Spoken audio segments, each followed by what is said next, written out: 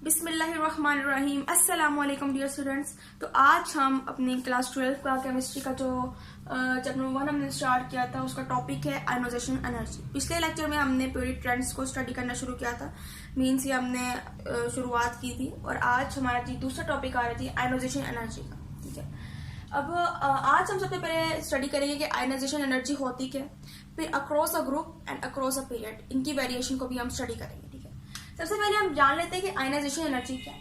हम कहते हैं कि ionisation energy of an element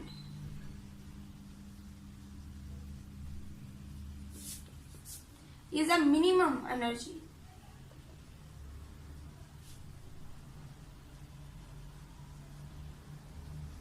required to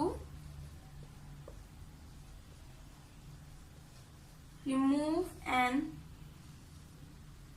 electron from outermost shell। ठीक है, तो इसे हम कहते हैं जी आयोनाइजेशन एनर्जी। यानी कि आयोनाइजेशन एनर्जी जो है एलिमेंट की वो दरअसल एक मिनिमम एनर्जी है, मिनिमम क्वांटिटी ऑफ एनर्जी है जो कि हमें रिक्वायर्ड होती है कि जब भी हमने आउटर मोस्ट शेल से कोई भी इलेक्ट्रॉन रिमूव करना है तो उसके लिए हमें एक एनर्जी रिक्वायर्ड है और वो एनर्जी है आयोनाइजेशन एनर्जी। फॉर एग्जाम्पल हमारे पास एक एटम है और उसके अंदर बहुत से इलेक्ट्रॉन्स। अब अगर हमने एक इलेक्ट्रॉन को रिमूव करना है उसके आउटर मोस्ट शेल से तो हमें जरूरत होती है आयोनाइजेशन एनर्जी की, ताकि हम उस इलेक्ट्रॉन को उस आउटर मोस्ट शेल से या उस एटम से अलग कर सकें। ठीक है, फॉर एग्जांपल हमारे पास एग्जांपल यदि सोडियम की हम ले लेते हैं एग्जांपल हमारे पास ग्रुप 1A में, तो अगर हमने इसका इलेक्ट्रॉन जो है वो रिमूव करवाना है, ठीक है, तो हम क्या करेंगे, हमने इलेक्ट्रॉन रिमूव करवाना है तो उसके लिए सोडियम में से हमारे पास इलेक्ट्रॉन जो है वो निकल जाएगा। ठीक है, और हमारे पास इधर Na पॉजिटिव हो जाएगा, यानी कि एक इलेक्ट्रॉन जो है हमारे पास वो बाहर निकल गया। अब इस इलेक्ट्रॉन को बाहर निकालने के लिए हमने क्या किया है, हमारे पास आयोनाइजेशन एनर्जी लगी है।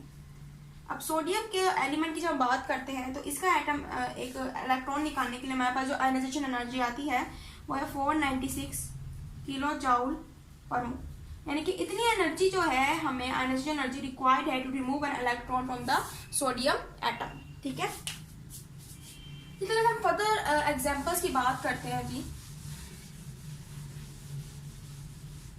जैसे हम बात करते हैं कि अगर हमारे पास इधर तो हमने सोडियम में से एक इलेक्ट्रॉन रिमूव किया, अगर हमारे पास ज्यादा इलेक्ट्रॉन्स है, ठीक है ना, मोर इलेक्ट्रॉन्स हैं, ठीक है ना, तो तब हम उस सिचुएशन में क्या करेंगे। फॉर एग्जांपल हम मिसाल लेते हैं मैग्नीशियम की, कि हमने मैग्नीशियम से इलेक्ट्रॉन लिया फर्स्ट, ठीक है ना, तो हम ये मैग्नीशियम के ऊपर पॉजिटिव आ गया, जैसे कि हमने बताया था कि आयन बन जाता है जब उसमें से इलेक्ट्रॉन निकाला जाता है, और ये हमारे पास ये एक इलेक्ट्रॉन निकल गया। अब इसके लिए जो आयोनाइजेशन एनर्जी लगी है हमारे पास वो है 738 किलो जाउल पर मोल। ठीक है, आयोनाइजेशन एनर्जी। इसी तरह अगर हमने दूसरा इलेक्ट्रॉन भी निकालना है, यानी कि सेकेंड इलेक्ट्रॉन निकालना है मैग्नीशियम आयन में से, यानी कि इसमें से एक निकल चुका है, अब दूसरा भी निकालना है, तो इधर हमारे पास ये आ जाएंगे 2 पॉजिटिव, मीन्स के 2 इलेक्ट्रॉन निकल गए और ये हमारे पास एक। ठीक है, तो इधर जब हमारे पास आयोनाइजेशन एनर्जी हमें रिक्वायर्ड होगी दूसरा इलेक्ट्रॉन निकालने के लिए वो होगी 1451 किलो जाउल पर मोल। अब इधर आप देख सकते हैं कि पहला इलेक्ट्रॉन निकालने में इतनी एनर्जी नहीं लगी जितना कि दूसरा इलेक्ट्रॉन निकालने में लगी। अब ये ऐसा क्यों हुआ, जब हमने मैग्नीशियम एटम के आउटर मोस्ट शेल से इलेक्ट्रॉन यानी कि फर्स्ट इलेक्ट्रॉन को निकाला तो हमारे पास जी लगी एनर्जी 738, यानी कि इजीली रिमूव हो गए। जब ये हमारे पास रिमूव हो गया इलेक्ट्रॉन, अब आई बारी दूसरे की। अब हमने देखा कि दूसरा जो था वो न्यूक्लियस के करीब था, जिसकी वजह से उसकी ग्रिप इस इलेक्ट्रॉन पर बहुत ज्यादा थी। ठीक है, अब इस ग्रिप में से इस इलेक्ट्रॉन को बाहर निकालने के लिए एनर्जी भी ज्यादा चाहिए होगी, इसलिए हमारे पास जो एनर्जी यहाँ लगी वो है 1451 किलो जाउल पर मोल। ठीक है। इसी तरह का हमने तीसरा इलेक्ट्रॉन निकालना है, वो तो न्यूक्लियस चार्ज के बहुत ज्यादा करीब होगा। अब उसके लिए हमें फर्दर बहुत एनर्जी लगानी पड़ेगी, ठीक है। तो इस तरह से जो आयनाइजेशन एनर्जी है वो इंक्रीज होती रहती है। अब हम बात कर लेते हैं अक्रॉस अ ग्रुप, यानी कि पीरियड टेबल में इसकी बात कर लेते हैं। अक्रॉस अ ग्रुप और अक्रॉस अ पीरियड डिक्रीज होता है या फिर इंक्रीज होता है। जब हम बात करते हैं ग्रुप की, मीन्स ऊपर से जब हम नीचे आते हैं, ठीक है, तो ग्रुप के अंदर हमारे पास न्यूक्लियस चार्ज, तो न्यूक्लियस चार्ज है वो भी इंक्रीज हो रहा होता है ग्रेजुअली। इसके अलावा जो साइज ऑफ एटम है वो भी इंक्रीज हो रहा होता है। अब साइज ऑफ एटम इंक्रीज होने की वजह से इलेक्ट्रॉन की अमाउंट भी इंक्रीज हो रही होती है, ठीक है। अब जब इलेक्ट्रॉन की अमाउंट ज्यादा हो रही है तो शील्डिंग इफेक्ट भी हमारे पास इंक्रीज हो रहा होता है, लेकिन ग्रेजुअल। लेकिन जब हम ग्रुप की बात करते हैं टॉप टू बॉटम, तो न्यूक्लियर चार्ज बहुत ज्यादा इफेक्टिवली इंक्रीज नहीं होता है। न्यूक्लियर चार्ज इंक्रीज बिल्कुल भी नहीं होता है। लेकिन जब हम बात करते हैं साइज ऑफ एटम की, तो वो भी इंक्रीज हो रहा होता है ग्रेजुअली, बहुत ज्यादा इफेक्टिवली। इलेक्ट्रॉन, इसकी वजह से इलेक्ट्रॉन भी इफेक्टिवली इंक्रीज हो रहे होते हैं, और इलेक्ट्रॉन की वजह से शील्डिंग इफेक्ट भी इफेक्टिवली इंक्रीज हो रहा होता है। शील्डिंग इफेक्ट हमारे पास दरअसल एक शील्ड बन जाती है। जब हम बात करते थी एक एटम की, जब उस एटम के अंदर ज्यादा से ज्यादा शेल्स बनने लग जाती है, ज्यादा से ज्यादा। अब जितनी ज्यादा शेल्स होंगे उतनी ज्यादा उसके अंदर इलेक्ट्रॉन्स भी मौजूद होंगे, उतने ही ज्यादा। अब ज्यादा से ज्यादा इलेक्ट्रॉन का होना न्यूक्लियस के इर्द गिर्द न्यूक्लियस को परेशानी में डाल देगा। मीन्स कि अब न्यूक्लियस किस किस को संभाले। अब न्यूक्लियस जो है वो लिमिटेड अमाउंट ऑफ इलेक्ट्रॉन के ऊपर तो ग्रिप कर लेता है, लेकिन जो बाहर के इलेक्ट्रॉन्स होते हैं वो फ्रीली जो है बहुत इजीली जो है वो बाहर निकल जाते हैं, ठीक है। यानी कि शील्डिंग इफेक्ट ये हमारे पास ये एक तरह का शील्डिंग इफेक्ट बन गया है कि न्यूक्लियस के इर्द गिर्द एक जो इलेक्ट्रॉन्स है वो बहुत ज्यादा अमाउंट में मौजूद है, जिसकी वजह से न्यूक्लियस का तमाम इलेक्ट्रॉन्स पर, इन तमाम इलेक्ट्रॉन्स पर तो ग्रिप बहुत ज्यादा तेज है, लेकिन जो बाहर के जो आउटर मोस्ट शेल के जो इलेक्ट्रॉन्स है उनके ऊपर इसकी जो ग्रिप है वो बहुत ज्यादा कम हो जाती है। इसकी वजह से वो इजिली इस न्यूक्लियस से छुपकर निकल जाते हैं, ठीक है। तो ये हमारे पास होता है शील्डिंग इफेक्ट। अब जब हम ग्रुप की बात करें तो ग्रुप के अंदर शील्डिंग इफेक्ट बढ़ रहा है, मीन्स के इलेक्ट्रॉन जो है वो इजिली बाहर निकल सकते हैं। अब जब हम ग्रुप की बात करते हैं तो आयनाइजेशन एनर्जी हमारे पास ग्रुप में हमेशा डिक्रीज होती है फ्रॉम टॉप टू बॉटम। क्यों डिक्रीज हो रही है? अब न्यूक्लियर चार्ज तो इंक्रीज हो नहीं रहा है, मीन्स के न्यूक्लियर चार्ज जो है वो इतना ही है। अब उसके पास जितने भी इलेक्ट्रॉन है, मतलब कि हमने बोला कि साइज ऑफ एटम बहुत ज्यादा हुआ। अब साइज ऑफ एटम बड़ा है, मीन्स के शेल ज्यादा होंगे, शेल ज्यादा इसका मतलब इलेक्ट्रॉन ज्यादा होंगे, ठीक है। अब न्यूक्लियर चार्ज तो बड़ा नहीं है, वो उतना ही है, लेकिन साइज भी बढ़ गया है, ठीक है ना, और इलेक्ट्रॉन जो है उसकी अमाउंट भी जो है इसके अंदर बहुत ज्यादा हो चुकी है।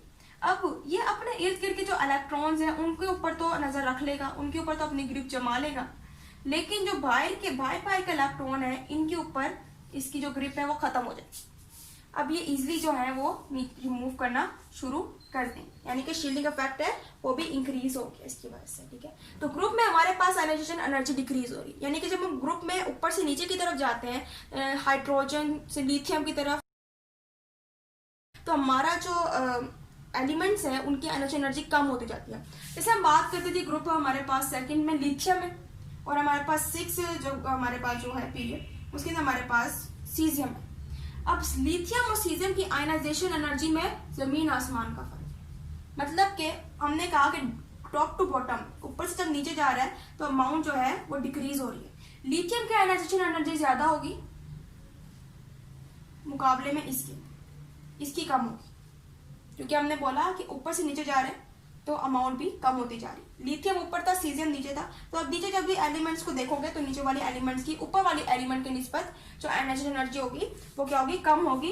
क्योंकि 3 बातें हैं कि साइज ऑफ एटम भी इंक्रीज हो गया, इसकी वजह से इलेक्ट्रॉन इंक्रीज हो गया। अब इलेक्ट्रॉन ज्यादा होने की वजह से शील्डिंग इफेक्ट इंक्रीज हो गया, और न्यूक्लियस चार्ज जो है वो बेचारा फंस के रह गया, और उसका जो इलेक्ट्रॉन पर ग्रिप है वो सिर्फ लिमिटेड इलेक्ट्रॉन पर ग्रिप है, जिसकी वजह से वो इजिली जो इलेक्ट्रॉन है वो एस्केप कर सकते हैं। इसलिए लिथियम से जब सीजियम यानी कि जब ग्रुप से नीचे जाते हैं तो हमारे पास एनर्जी जो है वो डिक्रीज हो रही है, मीन्स के इजीली इलेक्ट्रॉन रिलीज हो जाएगा और आयनाइजेशन एनर्जी ज्यादा बिल्कुल भी नहीं लगानी, ठीक है। इसी तरह हम बात करते हैं अल्कली की, जो हमने बात की अल्कली मेटल्स की बात की कि लिथियम से जब सीधे की तरफ जा रहे हैं तो हमारे पास आयनाइजेशन एनर्जी है वो कम हो रही है। अब हम बात कर लेते थे पीरियड की, अक्रॉस अ पीरियड मीन के लेफ्ट टू राइट, ठीक है। इसके अंदर क्या होता है, हमारे पास इधर न्यूक्लियर चार्ज, जब हम न्यूक्लियर चार्ज की बात करते हैं जी वो इधर अफेक्टिवली इंक्रीज है। इसी तरह जब हम बात करते हैं साइज ऑफ एटम की, वो ग्रेजुअली इंक्रीज करता है, ठीक है ना, इंक्रीज करता है लेकिन ग्रेजुअली इंक्रीज करता है। इसी तरह जब size of atom gradually increase करे तो इलेक्ट्रॉन की अमाउंट भी कुछ ज्यादा इंक्रीज नहीं होगी, थोड़ी बहुत इंक्रीज होगी। अब जब इलेक्ट्रॉन कम है इसकी वजह से शील्डिंग इफेक्ट जो है वो ना होने के बराबर हो, ठीक है, शील्डिंग इफेक्ट जो है वो तकरीबन ना होने के बराबर। अब ऐसा क्यों हो रहा है, हमने पहले ही बात की थी बुकलेट फ्रेंड्स में, जब हमें पढ़ा था कि पीरियड में जब हम लेफ्ट टू राइट मूव करते हैं हमारे पास जो पॉजिटिव चार्ज होता है न्यूक्लियस का वो इंक्रीज होता है, ठीक है। लेकिन साइज ऑफ एटम ज्यादा इफेक्टिवली इंक्रीज इसलिए नहीं हो पाता क्योंकि एटॉमिक नंबर में सिर्फ एक डिफरेंस की वजह से इलेक्ट्रॉन जो एटॉमिक नंबर है वो बढ़ रहा होता है, यानी कि इफेक्टिवली सरप्राइजिंगली चेंज नहीं होती, इनके अंदर एडिशन नहीं होती नंबर की, यानी कि ये स्लोली एक एक करके आगे बढ़ रहे होते हैं।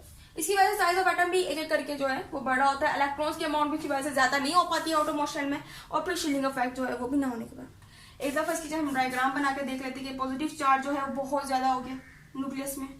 अब कोई भी जो किसी भी शेल का जो इलेक्ट्रॉन है वो इजीली रिमूव नहीं हो पाएगा, मीन्स के चाहे वो जितना भी दूर है। अब इसके अंदर जो चार्ज पॉजिटिविटी है वो इतनी ज्यादा बढ़ गई है कि अब उसकी जो नेगेटिव पे ग्रिप है ना वो बहुत ज्यादा हो जाएगी। अब कोई भी इजीली जो है इलेक्ट्रॉन वो रिमूव नहीं हो पाएगा, ठीक है। अब इसके लिए हमें चाहिए जी आयनाइजेशन एनर्जी, और चाहिए जी ज्यादा अमाउंट में। अब ज्यादा अमाउंट में चाहिए तो इसके लिए हम कहते हैं कि पीरियड में हमारे पास जो आयनाइजेशन एनर्जी है वो हमेशा इंक्रीज होती है, यानी कि जब हम लेफ्ट टू राइट मूव करते हैं पॉजिटिव चार्ज आहिस्ता आहिस्ता बढ़ जाता है, यानी कि यहाँ पर इतना था, यहाँ पर इतना ज्यादा हो गया, फिर यहाँ पर इतना ज्यादा हो गया, यानी कि इलेक्ट्रॉन्स पर ग्रिप जो है वो बहुत ज्यादा होती जा रही है। इलेक्ट्रॉन पर ग्रिप ज्यादा होने की वजह से हमारे पास आयनाइजेशन एनर्जी भी उसके अमाउंट भी हमें ज्यादा चाहिए होगी। अगर इधर से इलेक्ट्रॉन रिमूव करना है तो इधर ज्यादा मुश्किल होगी, इधर इजीली रिमूव हो जाएगा, कम थी, इधर ज्यादा आयनाइजेशन एनर्जी भी लगानी पड़ेगी। इधर अगर और आगे जा रहे हैं हम पीरियड में तो इधर हमारे पास इतनी पॉजिटिव एनर्जी आ गई न्यूक्लियस में, अब इधर से तो इलेक्ट्रॉन को रिमूव करना मुश्किल ही हो जाए, ठीक है। तो इस तरह से हमारे पास पीरियड में जो आयनाइजेशन एनर्जी है वो इंक्रीज होती है फ्रॉम लेफ्ट टू राइट, ठीक है। तो ये था आज का हमारा टॉपिक, तो उम्मीद है आपको ये टॉपिक समझ आएगा। तो इंशाल्लाह अगले लेक्चर में हम मिलेंगे, और अगले लेक्चर में हम इसी जो फर्दर ट्रेंड्स हैं, फिजिकल ट्रेंड्स हैं, पीरियडिक ट्रेंड्स हैं, उसको हम स्टडी करेंगे। तो तब तक के लिए अल्लाह।